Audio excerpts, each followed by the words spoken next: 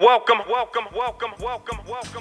right, everybody, welcome home. This is Native Land Pod. It is a mini pod, and we are so thrilled to have some very, very special guests joining us today. Isaac Hayes is the founder and creator of Fanbase, and he is joined today by a producer who recently had a very viral conversation with him, Tamisha Harris, about Fanbase and why we should be utilizing our own platforms, especially in this day and age. We just had a whole conversation about fascism. We know a little bit about that. We are witnessing it all together. So we are grateful for you all coming here and joining us today. Thank for having us. I'd love if we could get started. One, give us a little background on each of you. What brings you really to this work? Mr. Hayes, you can imagine that there are a lot of fans out there of your name, but your family obviously. And is it Tanisha? Tamisha. Yeah. Tamisha. I thought it was an M, but I thought I wrote it down wrong. It was an M, yeah. Tamisha, I'm curious because I saw your video as well, and I was telling the ladies before how not alarmist you sounded. I know you referenced, I'm not I'm not being sensational. I'm telling you that we're under threat. Give us and our audience a little bit of background as to what brings you to that point, and I think basically through your background they'll understand it a little bit better. Yeah. And obviously, same for you, Mr. Hayes. Yeah, thanks, Andrew. So I think for me, I have been a news producer, local and network news since I want to say 2011, and so watching how stories are being told, watching how our community is impacted by the way we tell stories or the way that we don't tell stories has always been of concern to me. But, we keep working, because you have a job to do. So you just keep working and you do what you're supposed to do. For me, I started by making sure we brought women on air, that our lineup of subject matter experts were diverse so that we can hear from their point of view. Even an Angela Rye. Angela, you've been on several of my shows. So it's bringing on guests who can speak to from a certain perspective that our community can understand. That's important to me. And then from there, it started to become more of a more critical issue for me. That once the networks started losing their base, the views, social media it's becoming clear that's where we're getting our news. Mm-hmm. And it's a good time for us to take hold of it and get our legacy anchors, the Tiffany Crosses, get them in one space so that we're not all spread out, so we can come as a collective and be incredibly powerful now that we can own the space and get organized so that when anything does come down, because we all know that things get organized, things are being organized, that we are also organized and we are forceful and that we're bringing the correct information to the people who need it most, to the people who mainstream media may not focus on because they have other focuses. Mm-hmm. They have a wide group of people that they need to focus on. But we have a collective, we have specific challenges in our community that we have to address. Mm-hmm. And so that's what brings me, that's why I say Fanbase is a good opportunity for us. I don't have a vested interest in Fanbase. I have a vested interest in getting our stories out, getting our stories told accurately. Yeah. Tamisha, I love that you said that you don't have a vested interest in Fanbase, because there's an article that just came out about creators who have been paid by a platform, and there's all of this salaciousness. So the fact that you're like, hey, let me disclose this is what I just believe is the right thing to do. And to that point, we actually were challenged by a Native Land Pod viewer who said, why aren't y'all on Fanbase? And we were on the pod, and I was like, you know what? We need to be on Fanbase. So I don't know if Tiff and Andrew started their accounts yet, but I did mine. I opened theirs. I just started mine too. Go ahead, Angela. Good, Tamisha. Good. So I started mine. We have a Native Land Pod one. Isaac, I want to hear from you about why this is so important. Your biases, of course, you are the owner of this platform, but why is it important for us to have our own, be in our own space, especially in a violent time like this? He's ahead of the curve. Yeah, well, from the beginning of social media, I think Black people have always influenced the culture. If we go back to Black Planet, a Black Planet page looks very similar to a MySpace page. And between now and then, we haven't really had a social media platform founded by someone that's African American. And I think or that's founded by someone African American that it has at least achieved the level of success that Fanbase has and the opportunity there. I'm more interested in infrastructure because the infrastructures of these social media platforms reach hundreds of billions of dollars. And the people that own those platforms, the people that monetize those platforms, take that wealth and they pass agendas that work against Black people, right? So Elon has X, there's Truth Social, Zuckerberg tends to flip-flop between whatever it is and whatever's going to happen with TikTok. I'm pretty sure the Trump administration is going to have their hand in that. And so the design for Fanbase was to build something that was Black owned, but for every single person on the planet to use, because we have to look out for ourselves. We have to make sure that we're not getting shadow banned. Our accounts aren't getting deprioritized. We're not getting pushed off these platforms. And then more importantly, owning these platforms. Because again, the idea behind creating a social media platform that people could actually have equity in is because we know that Black culture plus social media equals billion-dollar platforms.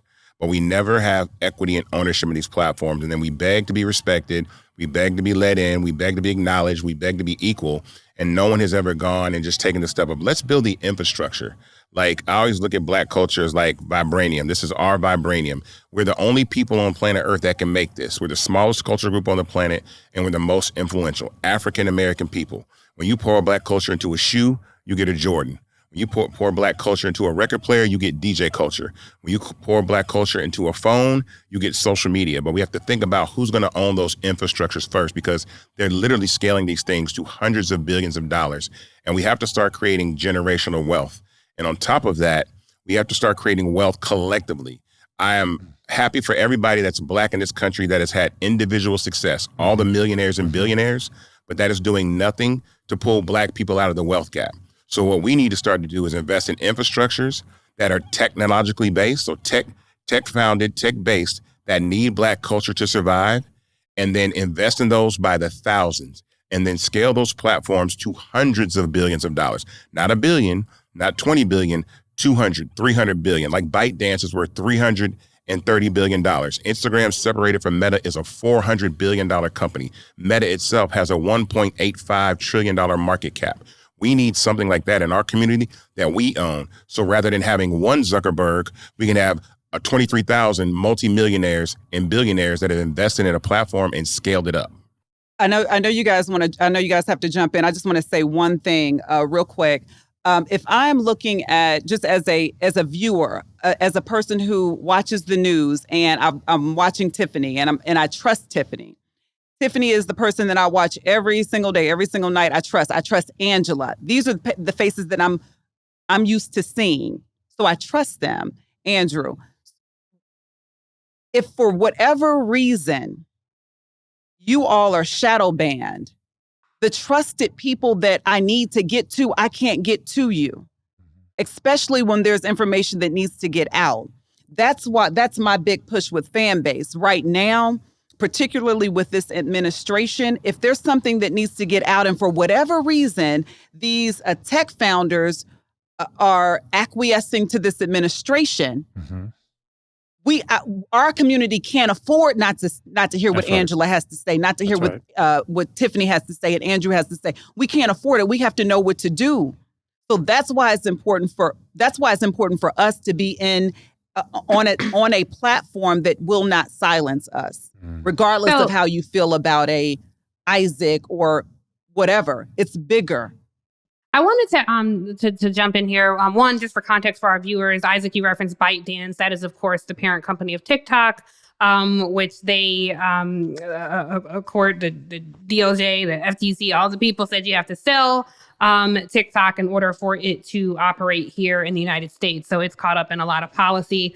So we'll keep our eyes and keep our viewers informed on what happens there. My question, I want to go to you, Tamisha, on this because long before I was ever on air, I was a producer, an executive producer, bureau chief. And so I would trade war stories with you, my friend, as a fellow survivor of network news, because I know how challenging that is as a Black woman to navigate some of those spaces and advocate for stories that I imagine that you did in your long career.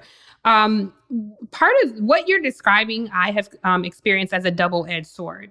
When people began getting their news from social media, one, I understood it because mainstream media summarily dismissed our lived experience. If the only time you saw outrage about a kid in a hoodie being shot was on a meme, or a 12-year-old being shot, or a Black woman winding up dead after being arrested, if the only place that your interests, that your stories and your outrage was reflected back to you was on Facebook or Instagram, of course, that is where you were going to gather. However, what we saw, particularly leading up to the 2016 election, is bad actors, foreign adversaries, completely infiltrated these places and pretended to be quote unquote journalists, influencers, commentators, etc.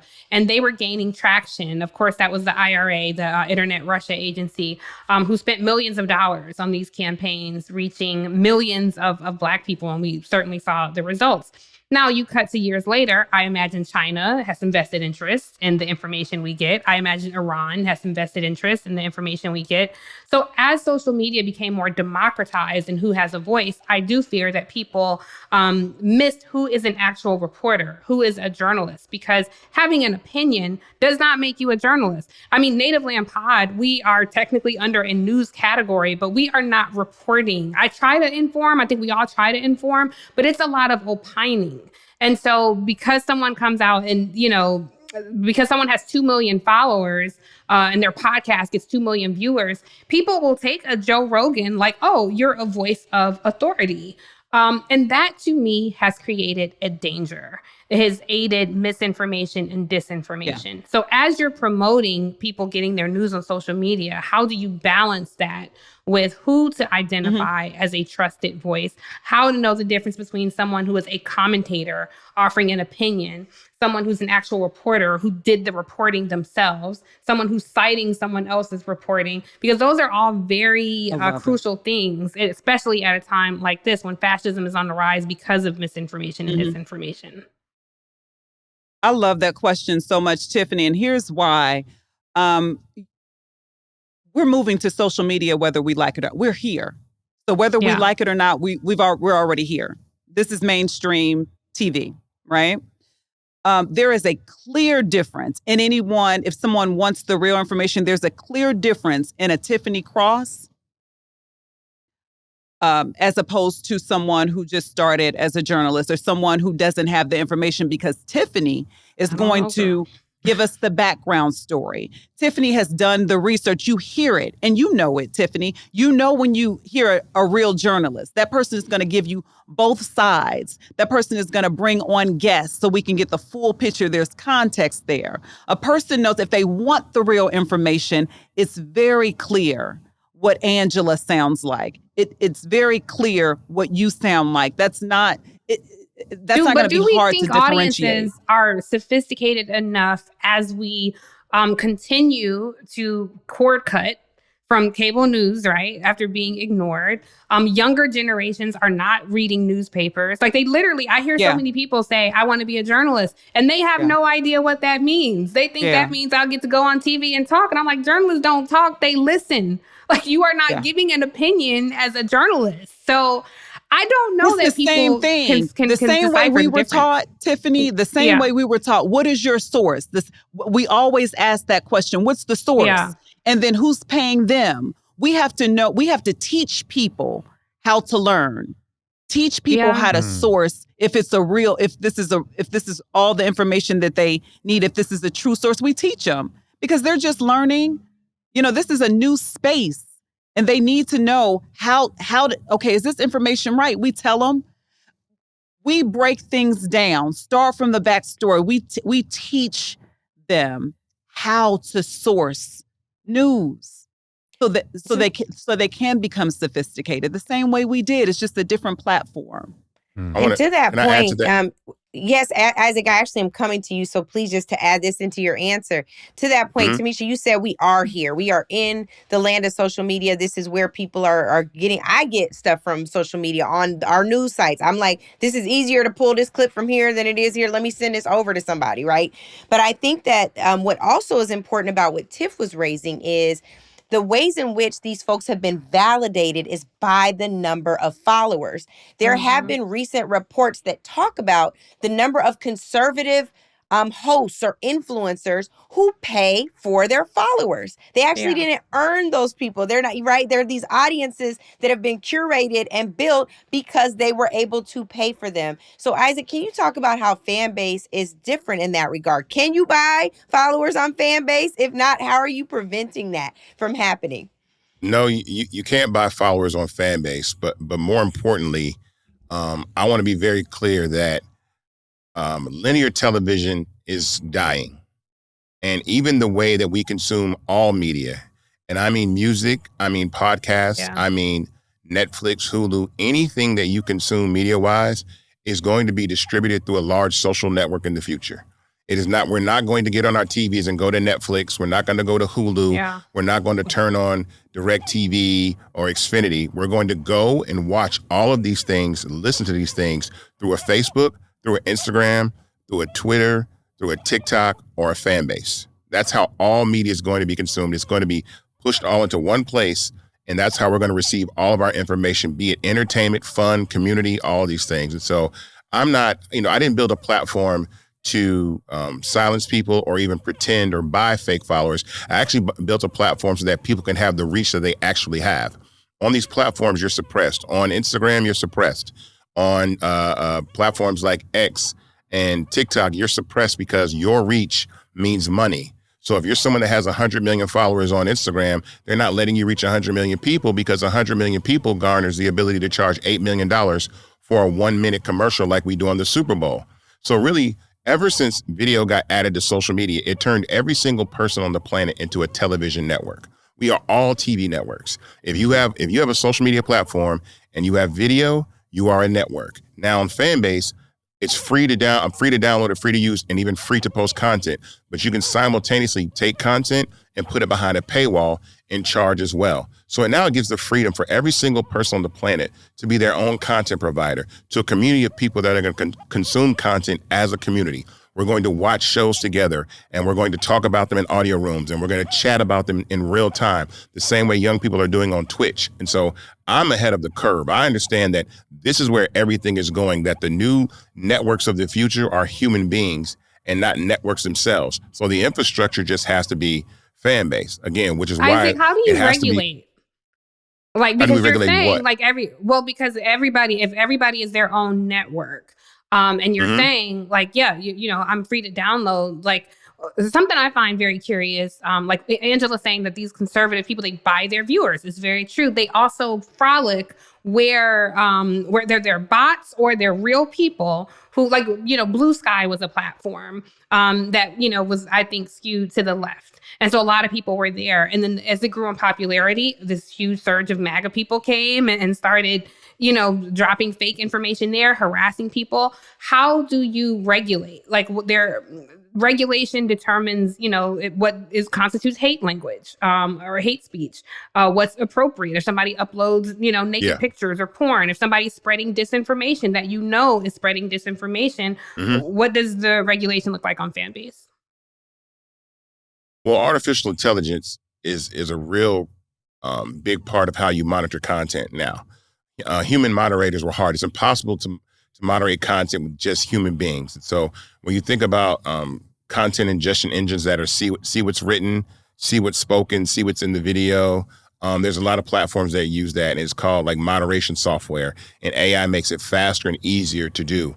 And we actually use that software on Fanbase, and we actually are building a stronger recommendation engine to actually serve people content that they want. So artificial intelligence is definitely going to help. You can fact check a lot of things through artificial intelligence. Now, I wouldn't necessarily, I trust all artificial intelligence platforms may be the one that Elon built per se, but the ones that can provide factual information and links and the way that you train artificial intelligence to be absolutely truthful, then there's no getting around the truth when the truth is there.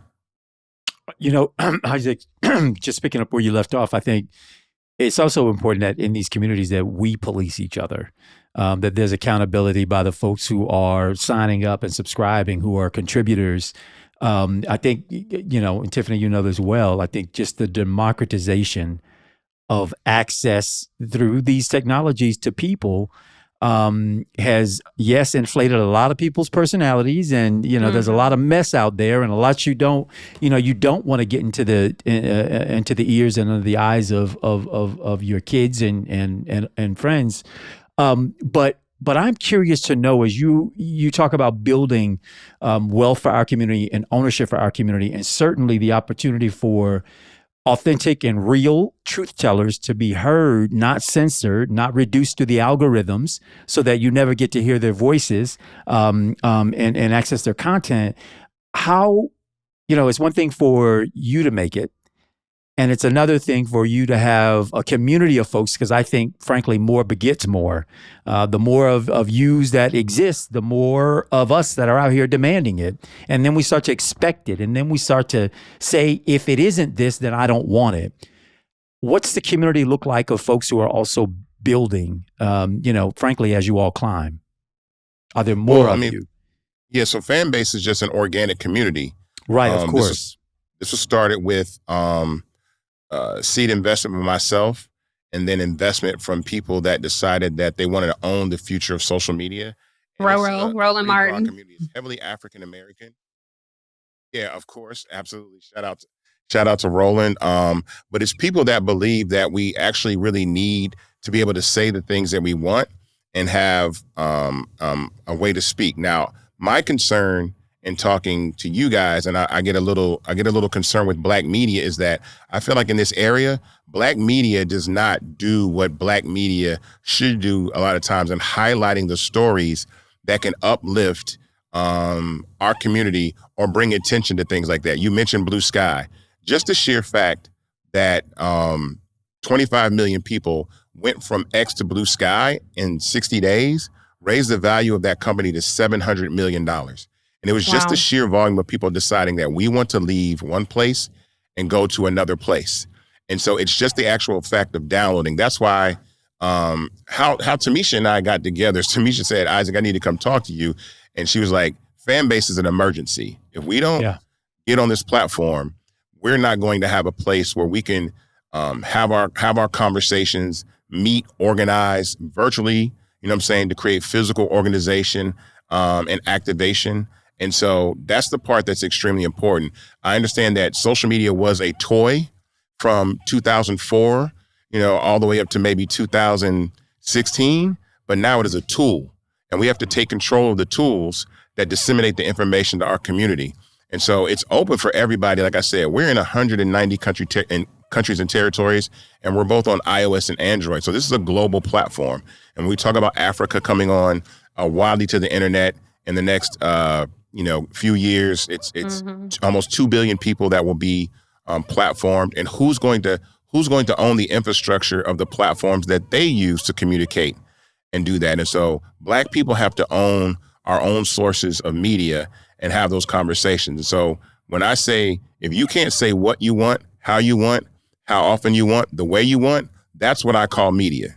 That's what I call where it's like, if there's an injustice happening anywhere, it doesn't matter if it's not good for ratings, if it's not good for whatever it is, if truck drivers are going missing, if Black teen girls are getting sex trafficked, if young boys are getting harassed by the police in DC. And the only way that we know this is by them pulling out their own cell phones and sharing it to a community like Fanbase or social media, then that's what we need. And that's the urgency and importance of having this platform. I love it. I know we've got to run and we can't keep y'all all day, but we leave people with takeaways, admonishments, things that they must do as a result of this conversation. And I'm curious for both Tamisha, you and Isaac, what instruction do you have for folks? What should they take away from this conversation as an admonishment to go and do something? Thank you, Andrew. Just real quick, what I see is that our stories are not a priority. Whereas you saw in 2020, we were seeing all kinds of stories on police brutality. We were seeing stories that impacted Black people come to the forefront in the news. Now we are really fighting to even get a story that needs to be an urgent story that impacts us. We are fighting for that in our production meetings. And for me, that impacts us greatly. That's my concern. We need to be able to get our stories out to be able to make sure that we are helping our people, our community. So my last words are for the media people, for the anchors, reporters, join fan base so that we know we have a specific place where you're going to be. That we trust, because we trust your voice. We trust your research. We just need you all in one place. That's what I say. I love that. Thank you. And for me, I would say invest. We don't, again, I love the individual success. I love all the Black billionaires we have in the United States of America. But if we have 14 Black billionaires, we need 140 more. Or we need thousands and thousands of millionaires, because agendas are bought. Right? These agendas are purchased. Elon Musk bought a whole social media platform so he could win an election. And what I'm saying is that I tell people that if you want to own a piece of fan base, you can do that now. I know that Angela talked about investing. I think you guys have talked about investing, but anybody that wants to invest and actually own part of this platform, go to startengine.com/fanbase and invest. The minimum is $399. And I feel like we have over 23,000 investors. And again, we have to take this opportunity to own the infrastructure of the things that we make great. If not, we will be customers to our creations. We will be the talent, and we will not be the infrastructure. And that is my ask, is that people actually invest in Fanbase and own a part of it. I love that. I love that. As you all mentioned at this onset of this, Black people, we outbox our weight. We've always outboxed our weight since our arrival here in this land. And so if we make the choice, we then set the curve for everything that then comes after. It's a fact. I think, Tiffany, I can say it's a fact. You're fond of that phrase. And Angela, I know you brought us in and you want to close us out, but I just want to say on behalf of our listeners, we want to thank you all for this, for sounding the alarm, but also for setting the agenda, the plate. What we have to look forward to. I'm looking forward to it. And before Angela closes, I just want to say really quickly, Isaac, when you hear me say on a platform, on a public stage, that we'll be customers of our creation, I'm giving you credit in my heart. Yes, because she won't out loud. I promise. Yeah, she will steal. So don't sue her. I'm stealing it. Don't sue her. Don't sue her. We freestyle greatness. We literally freestyle greatness. Now, when you hear that again, you won't get credit, but just know. I'm giving you credit in my heart because you dropped like 3 bars and I'm taking them. Well, at some point, even when we borrow from each other, we shall all be free someday. So we thank y'all for joining us. Isaac Hayes and Tamisha Harris, we're really, really grateful for this conversation. You all are always welcome back. Yes. Welcome home, y'all. Welcome home. Get on Fanbase. Thank you. Invest. Andrew Flavor Flav, boy. I tell you, I cannot ever close. Just by my damn self. Do it. Goodness. Thank you, guys. Native Land Pod is a production of iHeartRadio in partnership with Reason Choice Media. For more podcasts from iHeartRadio, visit the iHeartRadio app, Apple Podcasts, or wherever you listen to your favorite shows.